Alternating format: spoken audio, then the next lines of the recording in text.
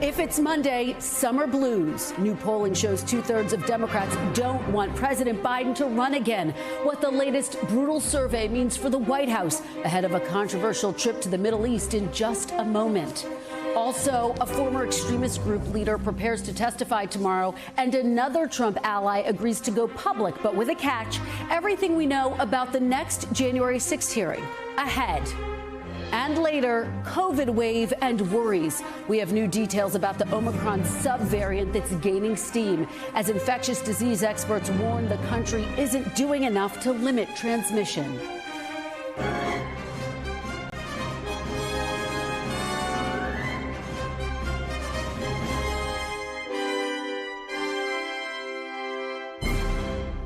Welcome to Meet the Press Now. I'm Kristen Welker. President Biden leaves tomorrow for a high-stakes trip to the Middle East. Foreign travel that's fraught with political perils, including a meeting with Saudi Crown Prince Mohammed bin Salman, the alleged mastermind of Jamal Khashoggi's murder. But the president will also leave the country with his own political standing, including among Democrats in a state of serious peril.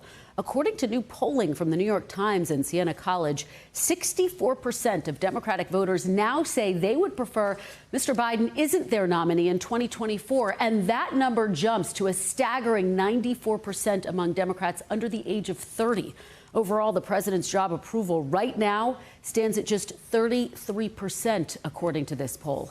The president made no mention of the new polling earlier today when he marked the passage of new gun restrictions, which he signed into law last month.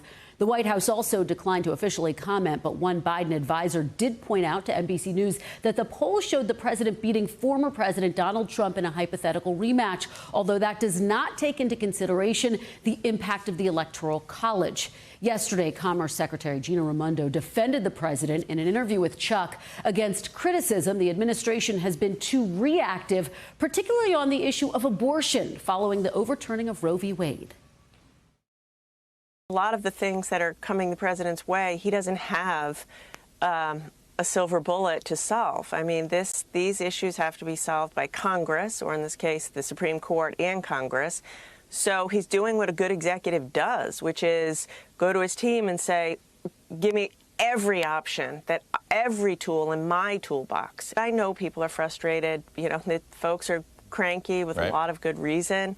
But we have to focus on who's going to work every day and solving these problems, not who uses the most fiery language. Now, President Biden's upcoming trip to the Middle East also comes nearly 1 year after the U.S. withdrawal from Afghanistan, an operation that coincided with the start of a steady decline of his popularity back at home. Joining me now to discuss all of this from the White House, my colleague Mike Memoli. I'm also joined by Courtney Kube, who covers the Pentagon for NBC News, as well as NBC News senior political editor Mark Murray. Also with me here on set is Patrick Gaspard, president of the Center for American Progress. He also held a number of key posts in the Obama White House. Thanks to all of you for starting us off. Mike, I have to start with you and this new polling, which is just incredible. If you think about how many Democrats are now saying that they think it's time for potentially another candidate in the next election cycle. What are your sources telling you at the White House? What is the reaction there behind the scenes? Well, Kristen, as you well know, covering this beat along with me, there have just been a steady stream of difficult headlines for this White House, primarily about whether Democrats feel that President Biden is the right leader for this moment. Has his response on gun rights, on the issues like abortion been strong enough, the kind of strong voice the party needs right now? And whenever I talk to White House officials about these stories, they often point to their view that this is really a minority view in the party, that these are just sort of a number of squeaky wheels who are getting attention in the media but don't represent where the party really is. That's what's so damaging, Kristen, about this new poll from the New York Times and Siena, because it says that the view that Joe Biden should not be the nominee in 2024 is not just a majority, but a super majority view in the party right now. That's difficult for this White House to ignore. Now, officially, of course, the White House is not commenting on a political poll. As you say, they're Officials behind the scenes are pointing, as Ron Klain is retweeting a lot today, that the poll does point out that Biden would in fact beat Donald Trump in a head-to-head matchup if the election were today. Mark can speak to whether that argument is even a strong one for this White House. It is clear that to the extent that there is a rationale for Biden 2024 that Biden advisors are putting forward, it is this idea that he is still the only Democrat who has proven he can take on President Trump.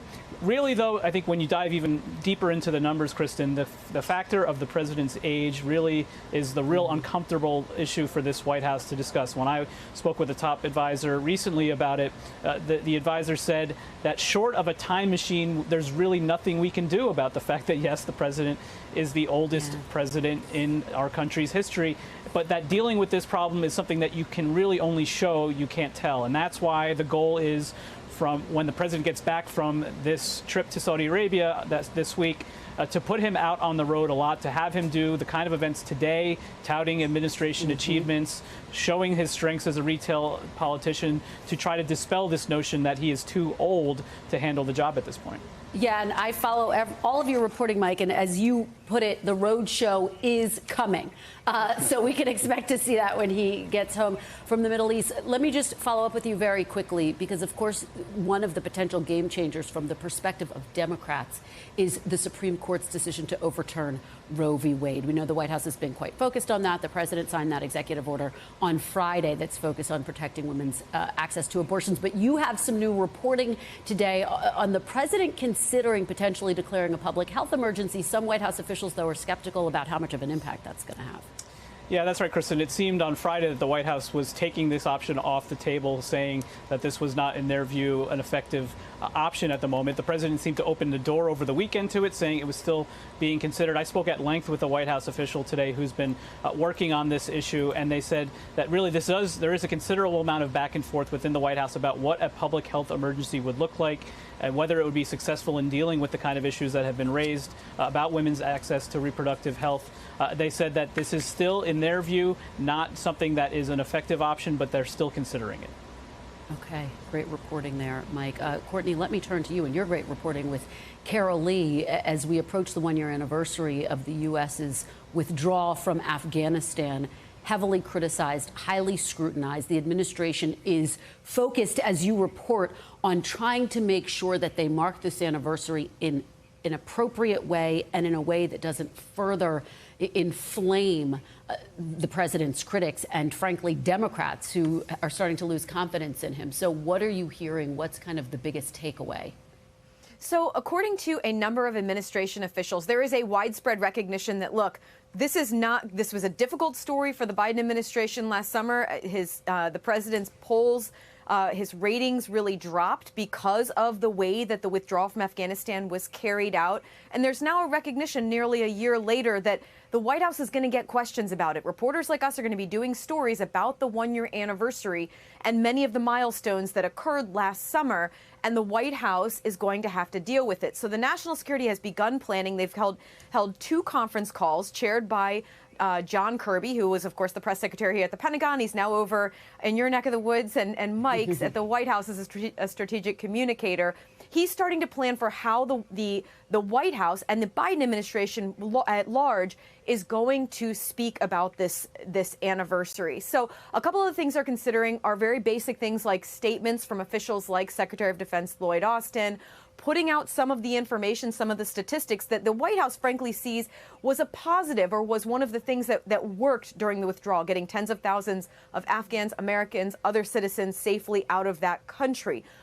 But the reason that this planning has started so early, according to the administration officials who Carol Lee and I spoke with, is because they realize that they don't want to do something that looks tone deaf or insensitive to not only the family members of the 13 service members who were killed in the attack at Kabul airport last summer, but also the tens of thousands of service members who served there during that 2-decade-long conflict, and the diplomats who did as well. The reality is, as we saw during the withdrawal last summer, this is an extremely emotional issue for a lot of people who were tied to Afghanistan And this is a recognition by specifically the National Security Council that they want to set the right tone when they're speaking about this anniversary that's coming up. And again, remember, Kristen, there were several different milestones there. So mid-August was the fall of Kabul.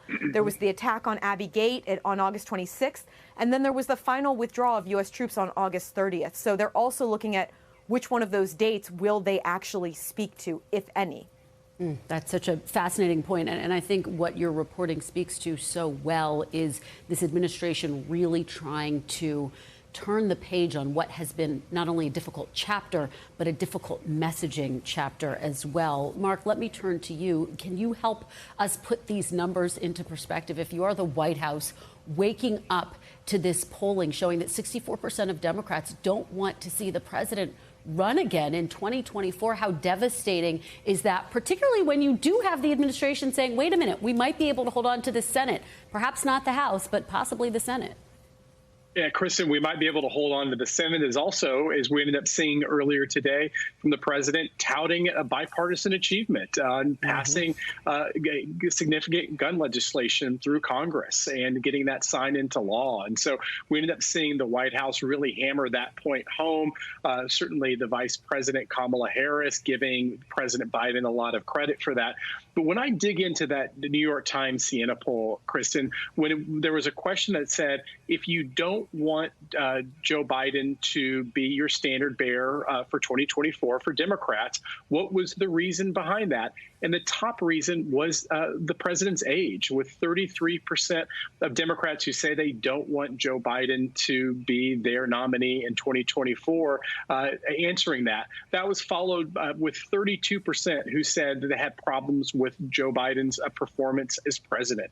And so what Mike was alluding to right now about age kind of almost being the subtext for so many complaints about the president, I think that polling bears that out. The other thing in today's New York Times Siena polling is it's not all that surprising that we see the president with yet another poll showing his job rating below 40%, this time in this poll at 33%, as well as 3/4 of American voters saying the country is headed in the wrong direction.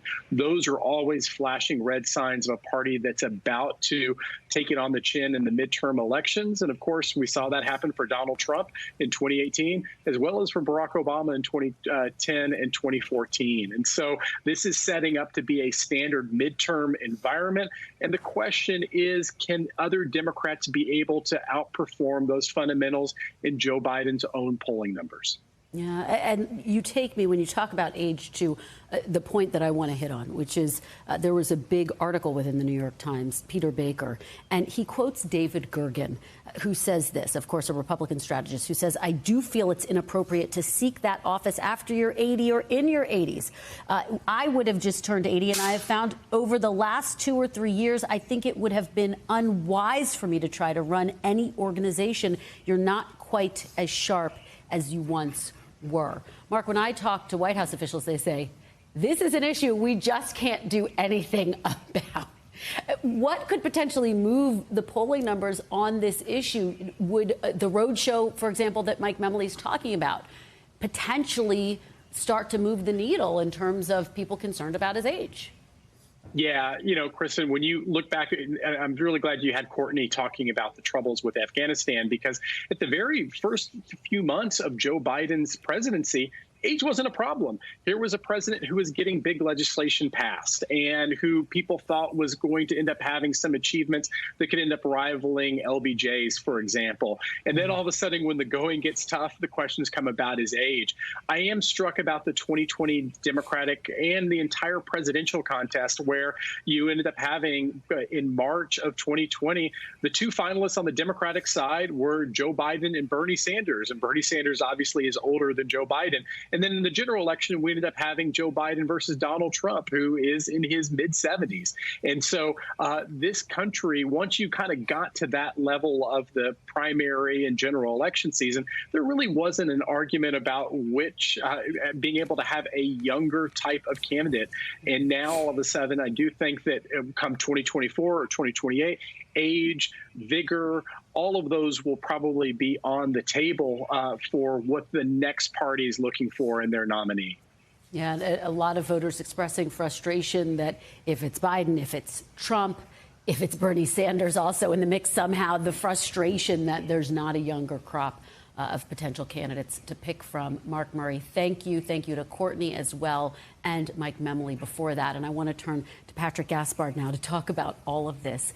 When you see those numbers, 3/4 of Democrats say they don't want President Biden to run again. What do you make of that number? Does that concern you about Democrats' chances for holding on to the White House? Well, Kristen, there's so much to unpack here, and if I can, I'm going to push back a little on some of the assumptions that Mark takes away from the numbers. First, on the top line, I can remember working for a candidate named Bill Clinton in 1994 in his midterm elections.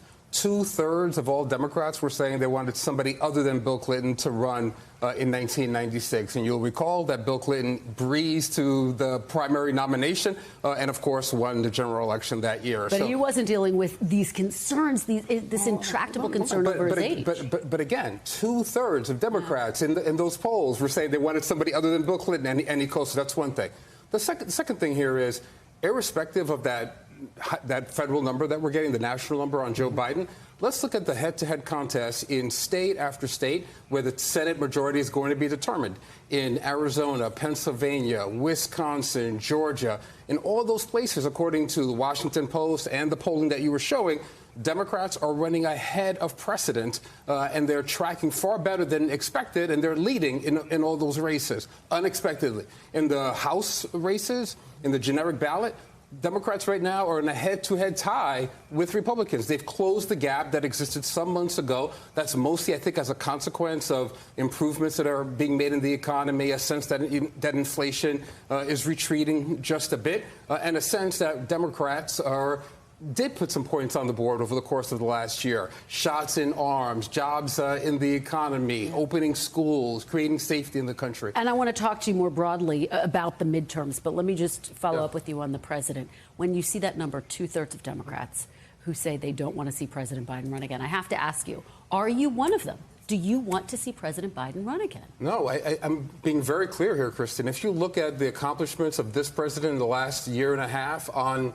health care, on the economy, on creating a sense of bipartisanship on things like infrastructure or the historic gun legislation that he signed into law today, Joe Biden has a choice to make. If he decides that he wants to pursue a second term, I and so many other Democrats will be enthusiastically supporting a president with those accomplishments. And during the campaign, he always said, don't compare me to the almighty, compare me to the alternative. And if we remind folks that he's running against MAGA Republican extremists who tried to overturn the results of an election, who are standing in the way of reasonable common sense gun control, who have voted for none of the measures that have improved our job economy in this country, I think he'll do more than okay. But I haven't heard an answer to my question. Do you want to see him run? Is he the strongest Democrat to run in 2024 for Democrats to hold on to the White House? Clearly, according to that polling, he is in head-to-head contest against Donald Trump, who it appears is the leading candidate for Republicans in their nomination. He wins that fight every single day. So I'm going to back the still reigning heavyweight champion of the world. Even though that polling doesn't take into account the Electoral College. We want to make that very clear. That polling also doesn't take into account that that's an election 2.5 years from now, as opposed to the issues that most Americans are focused on right now on the economy and what it means to build a just society and to preserve our very democracy. We heard from President Biden today. I want to play a little bit of what we heard from him. This is when he was marking the fact that they just signed that bipartisan gun legislation into law. Let's take a look. We face literally a moral choice in this country. Moral choice with profound real-world implications. Will we take wise steps to fulfill the responsibility to protect the innocent and while keeping faith with the constitutional rights? Will we match thoughts and prayers with action?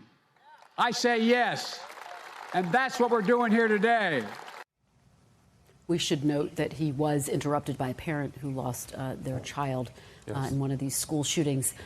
But one of the criticisms from Democrats is that he hasn't shown enough fire and fury in some of these fights. Here he's calling for a renewal of the assault weapons ban. It doesn't seem like there are the votes for that in Congress. But when it comes to these issues, guns, abortion, these issues that progressive Democrats care about, but frankly, these are party-wide issues, do you think the president has shown enough fight, or does he need to do more? These are issues that all Americans care about, irrespective of party affiliation.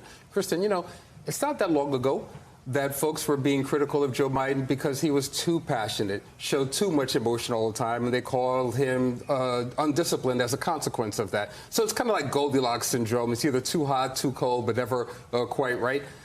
This is a president who cares deeply. If you see the exchange with the parent earlier today, he made it clear that he agrees with that parent, and there's so much more that we have to do on this issue, whether it means creating a stronger, more resilient economy, doing something meaningful around climate change, or making sure that we preserve our democracy and make our world safe in this moment when Vladimir Putin has launched his war against Ukraine.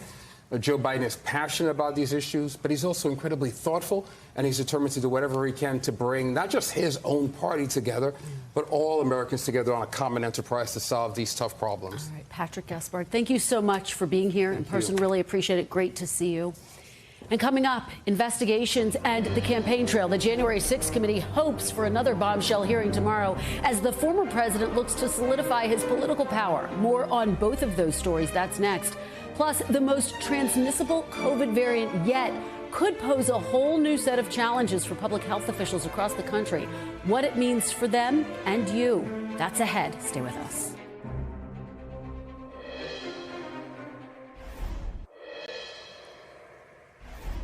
Welcome back. Tomorrow's January 6th committee hearing will be the only one this week. After NBC News learned today the committee is rescheduling a hearing originally slated for primetime Thursday. It comes as former Trump advisor Steve Bannon will go to trial for contempt of Congress charges next week after a judge this afternoon denied his request to delay the trial. This ruling comes as Bannon offered to appear in front of the January 6th committee, the very same one he's accused of dodging with the condition that he have a public hearing. The DOJ warned against taking Bannon up on his offer in a new legal filing this morning in a motion to have that potential testimony excluded from the contempt case. The department argues, quote, Bannon's timing suggests that the only thing that has really changed since he refused to comply with the subpoena in October of 2021 is that he is finally about to face the consequences of his decision to default. NBC's Sahil Kapur is on Capitol Hill with the very latest on the January 6 hearings. And Vaughn Hillyard is in Las Vegas as former President Donald Trump, the target of those hearings, campaigns for midterm candidates. Thanks to both of you for joining me. Sahil, I want to start with you on the Hill. All of the action there. Of course, we are anticipating tomorrow's hearing, the 7th one. What are you going to be watching for?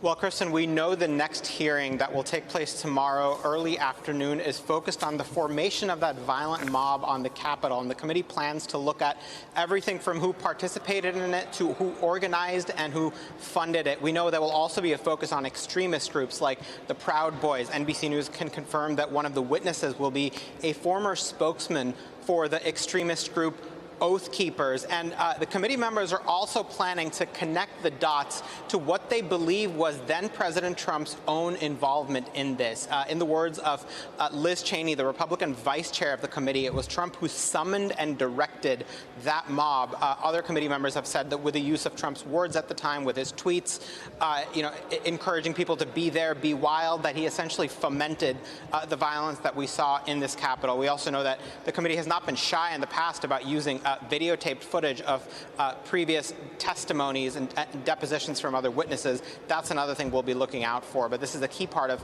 the committee's closing argument, Kristen, in the final few hearings.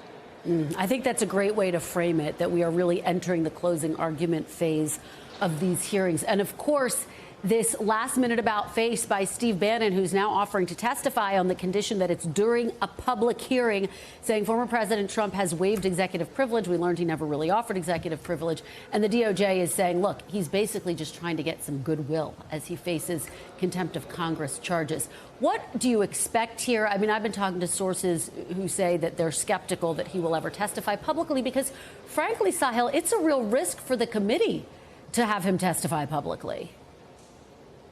Well, let me start with the fact, Kristen, that a committee spokesperson I talked to earlier declined to comment on Steve Bannon's offer. It's not clear that they will take him up on it. We do know that as far as Bannon and legal consequences go, that ship has sailed. The DOJ doesn't take this request very seriously. A judge denied his request to delay the trial, which is expected to begin with jury selection next week. So Bannon appears to be looking at still jail time and a fine if he is found guilty on criminal contempt of Congress. And yes, the question of executive privilege, that does seem to raise some questions about good faith here. The fact that he based his non-cooperation with the committee, stonewalling them for several months on that, when that claim was never exactly invoked in the first place. All of that said, Kristen, we do know that the committee wanted to talk to Steve Bannon for a very specific reason, which is that the day before the storming of the Capitol, he predicted that all hell will break loose. That was quite a prescient set of words from him. Why did he say that? The committee wants to know what he was basing that on.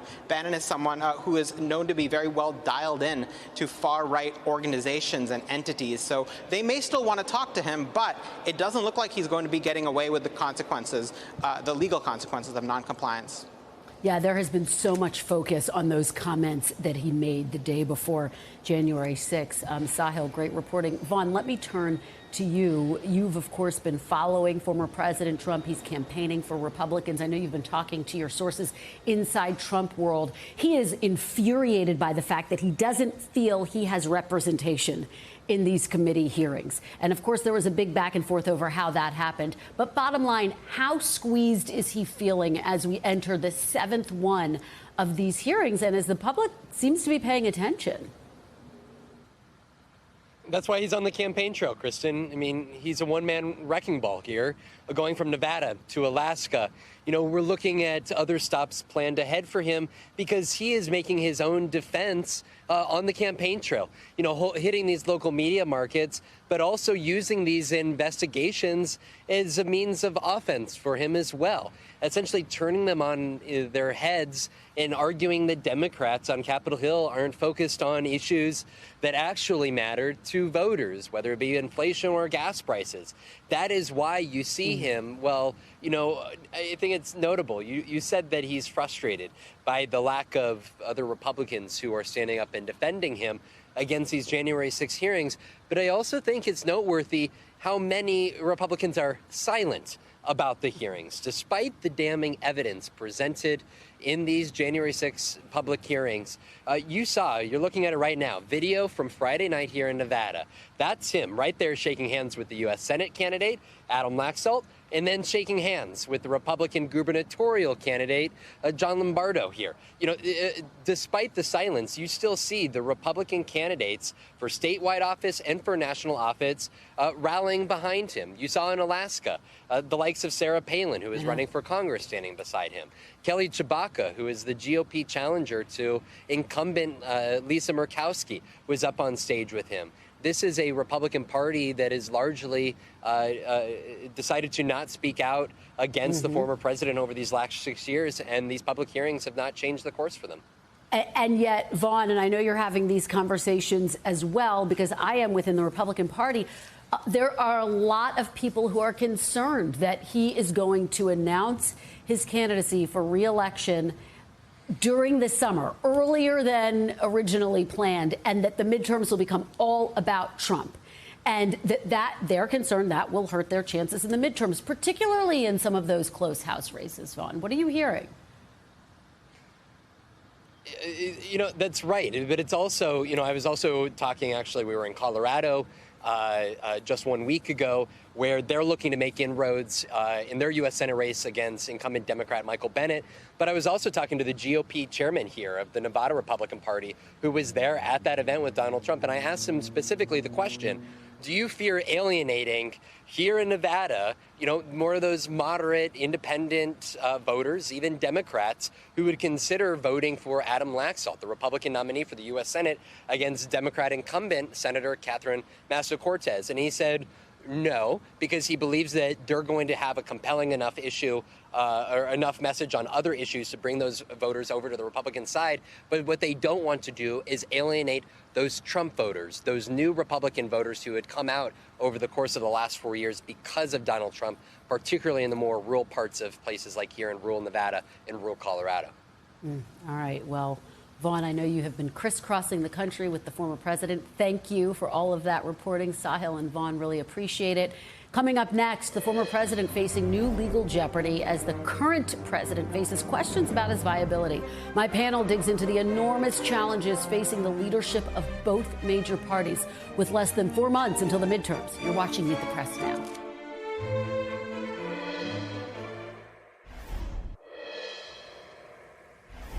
Welcome back. As we mentioned at the top of the hour, President Biden will be departing tomorrow for his trip overseas as questions arise at home about his ability to lead the Democratic Party. Meanwhile, former President Trump was in Nevada and Alaska, as Vaughn just talked about, over the weekend, trying to rally his base and prove that he should remain the face of the Republican Party. Joining me now to dig into all of this and more, I'm joined by my panel, congressional reporter at Politico, Nicholas Wu, Republican strategist and a Meet the Press contributor, Sara Fagen, and Democratic strategist Xochitl Hinajosa. Thank you so much for joining us, to all of you. Xochitl, I want to start with you and these poll numbers. The New York Times Siena polled that 64% of Democratic primary voters don't want to see President Biden as their presidential nominee in 2024. What do you make of this? And with numbers like this, do you think there are going to be more Democrats who get into the race? Well, a lot of people are focused on his approval rating. But if you also look at the polling, it shows in there that in a head-to-head, he would beat Donald Trump. And as of right now, Donald Trump is set to be the person who is going to run on the Republican side. He said so. People continue to back him. And so we know that in a head-to-head, President Biden would win. I will say that President Biden has been dealt an extraordinary hand here. There are many challenges that he has had to confront, whether it is a raging pandemic.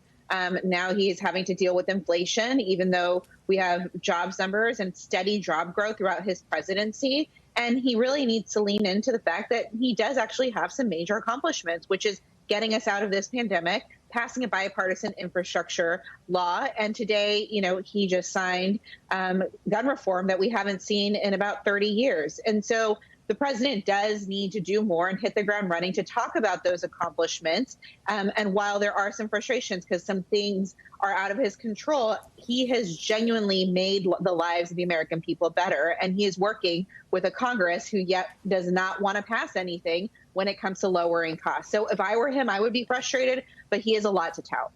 Nicholas, pick up on Xochitl's point, because here you have a lot of Democrats saying that one of the key issues is about messaging. Do you think, and based on your reporting, is this an issue of messaging, do you think, or does he need to get more legislation passed ahead of the midterms in order to try to move some of these poll numbers up? And obviously it all has to do with inflation as well. Well, as someone who covers Capitol Hill and talks to a lot of Democrats here, I mean, there is a lot of frustration about the what's perceived in ways a lack of accomplishments by the Biden administration and legislatively as well. Part of that is certainly the effect of the 50-50 Senate, the several vote margin that Democrats have in the House, limiting what they're able to do. But at the same time, look at all of the things that the Biden administration said that they would try to accomplish at the beginning. The Build Back Better and the relative failure to pass that so far really stands out among that.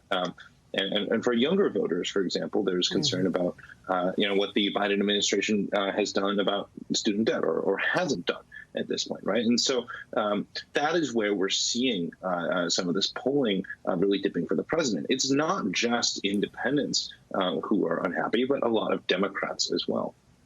Yeah, and Sara, when you look at the numbers among younger voters, it's just staggering.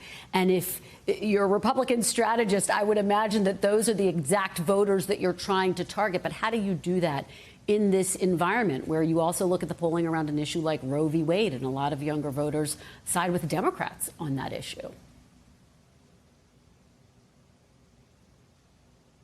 The impact of it is not really yet known. I don't think we'll see much of an impact in the midterms, perhaps a much larger impact in the presidential election. But, at the end of the day, as people get older, they do tend to become more conservative as life unfolds and you buy a house and you have a family and other things. You start to look at the world a little bit differently than sometimes younger folks who are very idealistic often have often sided with liberal causes. So, with respect to the Trump candidacy, I think it'll be hard for him to attract younger voters.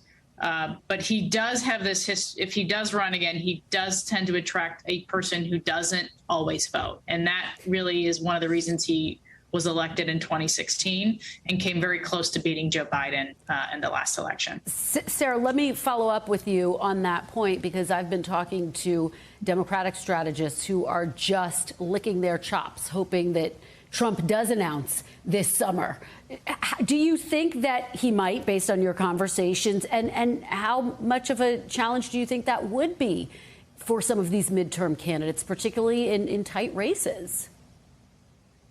Well, I think it'll cut if he does, in fact, do it. And look, the information is all over the board, which, by the way, you've covered President Trump for a long time. Like, it's always all over the board until the moment which he does something. He is, I think, perhaps more than other politicians, apt to opine and theorize with lots of different people, which sort of causes the chattering classes to get in overdrive. So I don't think anybody really knows what he's going to do and won't until the night before he decides to do it. Having said that, I think with respect to the midterms, it cuts both ways. So there are places where it will be helpful, right? It'll energize the Trump electorate, and perhaps a candidate who may be on the bubble in a purplish to red state, it turns out people that might not otherwise have voted. I think there are other places where it's it'll be more challenging, particularly around some of the current issue set, perhaps Pennsylvania, Arizona, other places where they're historically are very tight elections, and they are swing states, if not perhaps leaning a bit blue, where him becoming the focus, or even more of a focus than he is, will be problematic. And Xochitl, we were just talking about Roe v. Wade, and some Democrats are saying they want to see more fire and fury from this president on that issue, that they want to see more from him than urging voters to go out and elect Democrats. We should note that he did just, of course, sign an executive action into law on Friday, and he says he is mulling potentially a public health crisis, although it's not clear that that would have that much of a real-world impact. Do you think on some of those issues, particularly that progressives care about and want to see action on, he needs to show more fight? Well, I think that President Biden is frustrated, just like everybody else in the Democratic Party is frustrated. There were rights that were taken away from women, and it is unfortunate, but there's very little that President Biden can do to actually reverse that, right? And so you see some frustration from the president, rightfully so. And do I think that he needs to go out on the campaign trail to talk about his accomplishments and also what he's going to do if we continue to expand the Senate? Absolutely. But President Biden is also right. The only way to ensure that we are making progress on women's reproductive rights in Roe is to expand our majority in the Senate and to hold our majority in the House. And he's right about that. And I know that people might not like that answer, but that is the reality. And I have to respectfully disagree about whether Roe is going to impact the midterm elections. I absolutely do think it will. Democrats or any party in power, they have to mobilize their base when they have control of everything. And what Democrats have to do in this election is ensure that their base turns out. And what will happen is that our base is motivated to turn out. And I think that if we continue to explain to them the impact that the election will have on future decisions and on Roe, that they will turn out. So I do think it impacts Democratic voters, in particular, young voters, women, and others in the midterm elections. And of course, hovering over this entire conversation are the January 6th committee hearings. We don't know what the impact of these hearings will be yet. But I want to ask you, Nicholas, the fact that the Thursday hearing has now been postponed, what does that tell you about where the committee is? I mean, we seem to be entering this closing argument phase of the hearing. What do you make of the fact that Thursday's hearing was postponed? Well, we've always known that the committee's schedule is somewhat in flux. Remember, just a few weeks ago, at the end of June, right, the hearings that were scheduled for the end of that month were pushed back into sometime in July. But the committee's line on this has been that they never actually announced or scheduled a hearing for this coming Thursday, so there wasn't necessarily something to move. So what we can expect, though, is that as they have more time to try to lay out these hearings, we might be able to see more evidence that they've collected. For example, they might still be going through all the video from the over 8 hours that former White House counsel Pat Cipollone spent with the committee last week. They might still be getting documents from folks, or simply even just trying to accommodate the scheduling needs of different witnesses that are coming in. And so we know that tomorrow's hearing is going to focus on the convergence between Trump world and extremism. And the last one that could, yes, be the committee's final argument is about the hours during the attack that Trump did not act to stop the insurrection. All right. Great analysis all around. Thank you so much, Nicholas, Sara, and Xochitl. Really appreciate it. Great to see all of you. And coming up, a mounting death toll after intense shelling on Ukraine's civilian areas, as President Putin warns that Russia's military campaign is just getting started. We have new reporting live from Kyiv after a quick break. You're watching Meet the Press now.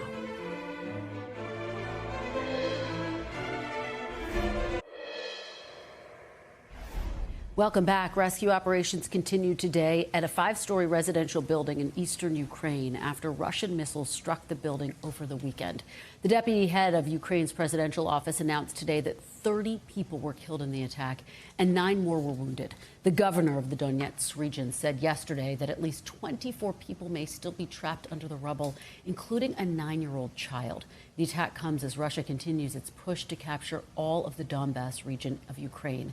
This morning, Russia also renewed its attacks on Kharkiv, Russia's second largest city. Ukrainian officials say at least 3 people were killed and 31 others injured, adding that the infrastructure that was targeted had no military significance. I'm joined now by NBC News correspondent Arouzi, who's in Kyiv. Ali, thanks so much for being here. Really appreciate it. So what do we know about the rescue efforts that are taking place at that apartment building in eastern Ukraine right now? Hi, Kristen. Well, it's a massive rescue operation once again in Ukraine. There are about 60 people on site that have been working since that attack on Saturday night. And they're basically working on a mountain of rubble. They're pulling huge slabs of concrete out and lots of stone and debris to try and get to what they think is about 15 or 16 people now that have been unaccounted for. And it's just another attack straight out of the Russian playbook targeting civilians. I spoke to the head of the emergency services of the Donetsk region. Let's take a listen to what he had to say. There is only one obstacle we are facing now. It's the shelling in the area where our workers are conducting the rescue operation. We have enough means and forces to continue a 24-hour operation properly, but our workers are working under permanent threat to their lives because of constant attacks. And Kristen, they've destroyed homes, they've killed civilians again, and no signs of remorse from Russia once again. But it doesn't just stop there. As you mentioned, they've been hitting Kharkiv hard. The latest numbers we have are that they've killed 6 people there, and the Russians really seem to have their sights on the northeast of the country, all the way down to the south to capture Kherson and Odessa, so they can take control of the whole Black Sea area and basically landlock Ukraine and starve them of vital economy of getting grain and other essential goods out of this country in this push as they're pushing south and east, south and west in this country. And it looks like it's going to be a very long grind. They're showing no signs of letting up. Ali Arouzi for us. Please continue to stay safe. Thank you, Ali. Really appreciate it. And still ahead, growing concerns over Omicron's latest hyper-contagious subvariant as Americans put pandemic-era restrictions in the rearview mirror. What you need to know with a top doctor and former White House health advisor. That's next. You're watching Meet the Press now.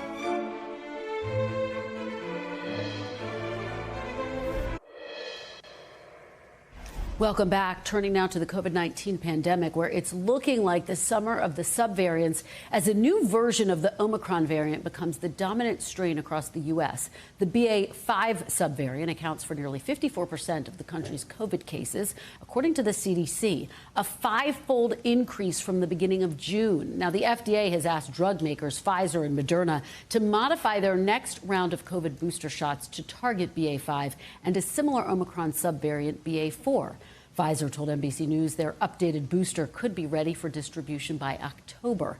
Meanwhile, officials in Shanghai say they've identified yet another Omicron subvariant against the backdrop of all of this.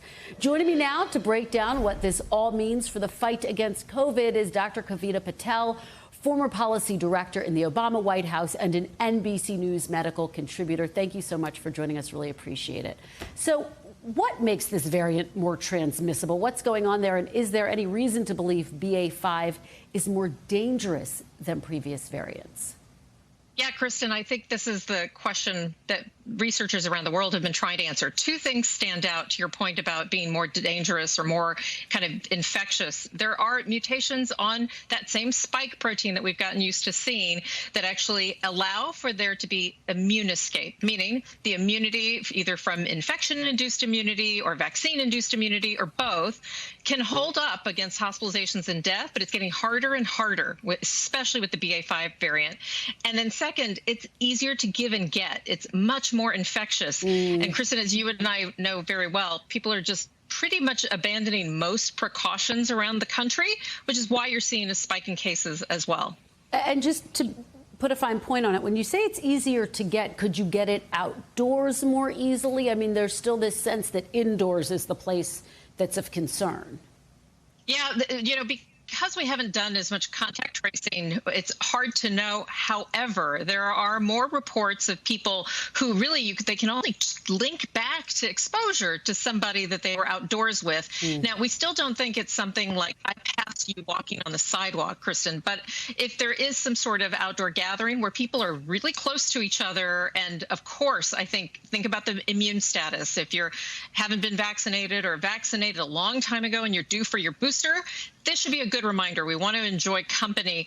We need to be boosted because that is still holding. And Kristen, we're watching all the numbers around the world where we're seeing increases in the majority of the large countries that tend to be our predecessors, you know, the UK and other countries that go before us. If there is good news to have, though, Kristen, with BA.5, we have not seen that increase in hospitalizations in South Africa, which also tends to be a little bit of a kind of a bellwether for us. And we haven't seen them rise dramatically in the United States. But as you know, nobody wants to get infected if they can avoid it. So try to avoid it, try to keep an eye. A lot of people are getting reinfected as well. So even previous Omicron infections do not necessarily protect you. Okay, that's a very good point, because I do think that's part of why a lot of people are feeling a little bit more comfortable in these summer months. Now, to your point about boosters, we know the FDA has asked vaccine makers to update their vaccines to combat BA.5 and BA.4 as well. So I guess the question is, how well do the current versions of these vaccines work against them? If you're supposed to get a booster, your second booster, for example, should you be waiting for the updated vaccines? I get this question a lot from patients. Very reasonable to ask, but I have told everyone and telling you now, do not wait. And for two reasons. Number one, if you are due for that second booster, and remember, just to remind people, mostly 50 and up, under 50 with certain chronic conditions, so check with your physician or provider. But if you are due for that booster, Kristen, it does exactly what I described. It kind of boosts your immune response. And that can be incredibly important as we're going into not just the summer season, beginning of the fall school season. In terms of when we can expect the manufacturers, both Pfizer and Moderna have already publicly stated that they hope to be ready by October. But I would brace for a rollout that could take October, November, possibly December. So a booster now does not mean you will not be able to get the updated vaccine. So get it now if you're due. Okay, that's good advice. And of course, you raise the point that you can get reinfected. And I guess the question is, given that this seems to be more highly transmissible, is there actually a higher rate of reinfection as well? Yeah. I wish I had better numbers for you, Kristen. I don't know how many times I feel like I've talked with you and your colleagues about our public health infrastructure. We really do not measure reinfections. In places where we do, like New York City, they're seen as high as a 25% reinfection rate. And you know what? It seems to be anecdotal, too. Think about the colleagues and friends you have who have been reinfected. It's a higher number than we had seen before. So we know that it's higher than before. Exactly what it is and what your chances are of getting reinfected, we don't know. Again, some good news. People tend to have a milder illness with the reinfection. A lot of different variables that can affect that, but they tend to be milder than the original or the second or third infection that they had. Okay. Dr. Kavita Patel, thank you so much for all of your great information as we continue to track this story. Really appreciate it. Thank you so much. And thank you for being with us this hour. I will be back here tomorrow with more Meet the Press Now. NBC News coverage continues with my friend Hallie Jackson right now. Thanks for watching our YouTube channel. Follow today's top stories and breaking news by downloading the NBC News app.